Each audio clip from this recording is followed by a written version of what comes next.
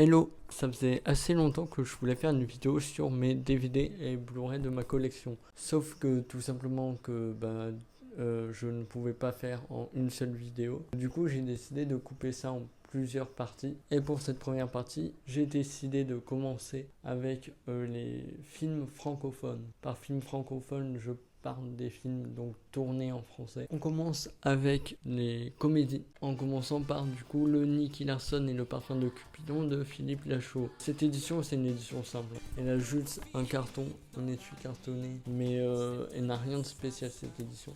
C'est un film que j'aime bien, j'aime beaucoup même.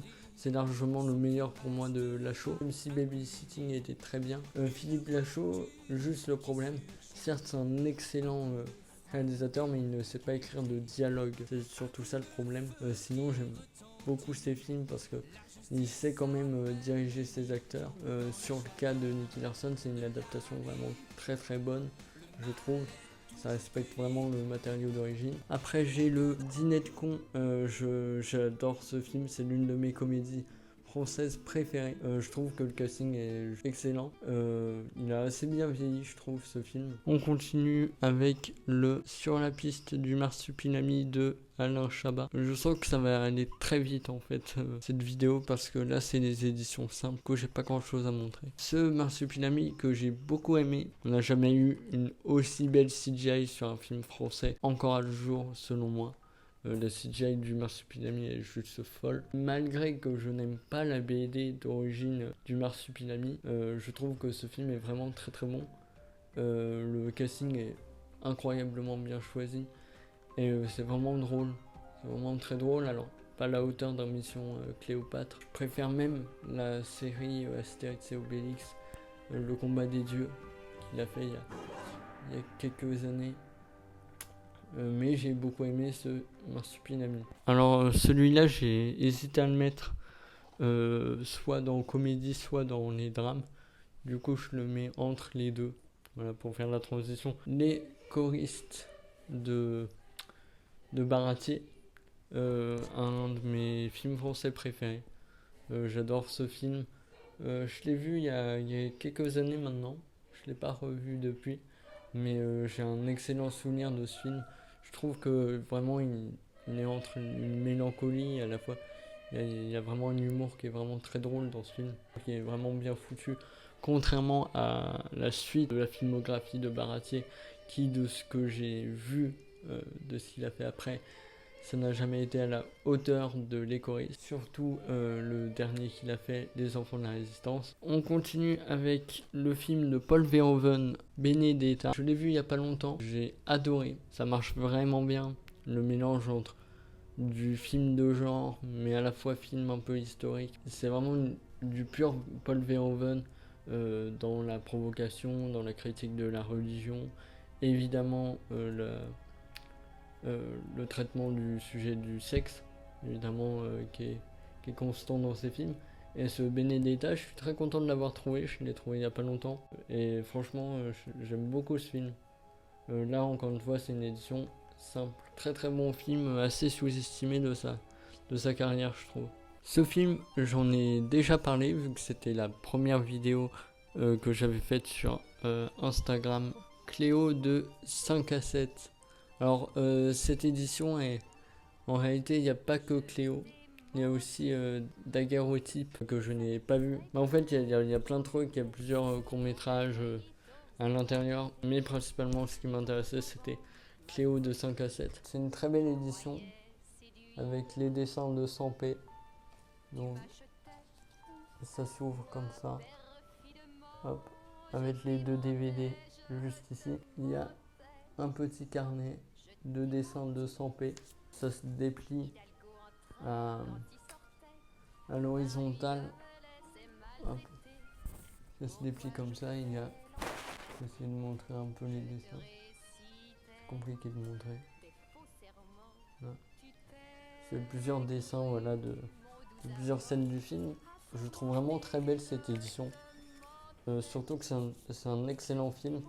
Vu que j'en ai déjà fait une vidéo sur Insta et TikTok, je vais pas me répéter, mais juste voilà, quand je l'ai vu, j'avais beaucoup aimé. On sort complètement d'un autre registre avec Les Misérables, que je n'ai toujours pas vu. Je l'ai, on me l'a offert, je l'ai pas vu. Mais ça me donne beaucoup envie depuis longtemps. Du coup, faut que je le voie. Il est là, dans les étagères, depuis quelques temps. 36 Quai des Orfèvres. Pareil, je l'ai pas vu, on me l'a filé, mais il faut que je le voie. Un film d'animation français sorti il y a pas longtemps, que pareil, j'ai pas vu. Mais faut que je le voie, c'est juste que je sais que ma sœur, surtout, aime beaucoup les films d'animation, et du coup, je me dis pourquoi pas le regarder avec elle. Et c'est une magnifique édition que j'ai eue. Et voilà, comme ça. Avec 4K plus Blu-ray. Et là, sur le coup, il y a des trucs intéressants à l'intérieur. Et il y a surtout un truc particulier là-dedans. On a les deux, le Blu-ray et le 4K. Mais surtout, il y a des cartes d'artwork du film. Donc on a ça. Et celui-là. Il en reste deux de la sélection et ces deux-là, c'est juste pour ça que j'ai titré la vidéo film francophone et pas juste film français. Sinon, je savais pas où les foutre, de quel thème donner les deux derniers. À commencer par C'est arrivé près de chez vous. J'aime beaucoup ces films un peu comme Bernie, L'accident de piano plus récent de Quentin Dupieux. J'aime beaucoup ces films avec des personnages, un humour un peu grinçant, un humour noir très second degré, et là je trouve ce film juste génial. Rien que l'affiche du film est juste trop cool, et ça a hyper bien vieilli. Génial, la réal elle est incroyable, il y a des idées vraiment très bonnes, et l'écriture est excellente. Benoît Poelvoorde est très bon dans le rôle, et c'est comme ça que j'ai découvert cet acteur. L'un des films que je suis le plus content d'avoir dans ma collection. Pourtant c'est pas une édition spéciale, mais c'est un film rare, parce qu'il est sorti il y a pas longtemps, alors que il est sorti qu'une seule fois en DVD depuis des années. Il était introuvable en fait, il est pas ressorti d'une quelconque autre manière. Mais récemment, du coup, il y a eu enfin le Blu-ray qui est sorti. Et quand j'ai découvert ce film, j'ai trouvé ça absolument génial. Marquis d'Henri Zone. C'est du coup un film qui est créé par l'un des deux créateurs de Téléchat. C'est cette émission qui est absolument terrifiante. Et ben là, pareil, c'est tout aussi terrifiant. C'est le même concept, hein. Tout est filmé avec des acteurs. Ben là, en l'occurrence, c'est plus des marionnettes, mais ce sont des énormes masques en animatronique. Une technologie assez proche de ce qu'on a pu voir dans les Tortues Ninja, dans les films Tortues Ninja. Et c'est une édition magnifique. Alors là, c'est l'édition standard. Ils ont aussi sorti une édition spéciale limitée. Là, c'est une édition standard. Mais je suis trop content de l'avoir.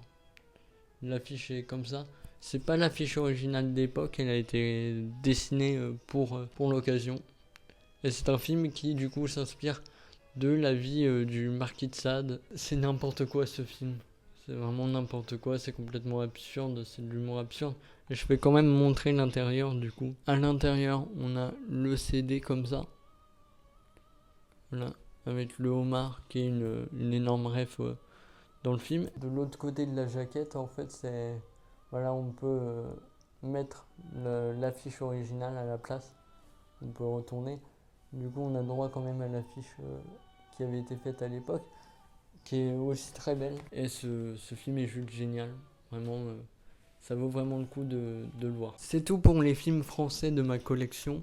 Enfin, films francophones. Ah mais non, attendez. J'ai failli en oublier un. Mais c'est que je sais pas où le mettre dans les catégories. Mais j'ai aussi le 3 mousquetaires d'Artagnan, dont j'en avais fait aussi une vidéo sur Insta et TikTok, qui est pas ouf. Voilà, c'est pas ouf comme film. Mais là, c'est une édition double DVD à l'intérieur. Il y a un DVD de bonus. Voilà, je l'ai. pas ouf comme film, pas ouf. Cette fois, c'est vraiment tout. La deuxième partie sera sur les films d'horreur. N'hésitez pas à vous abonner pour pouvoir voir quand la seconde partie, enfin les prochaines parties en fait de la collection DVD et Blu-ray sortiront.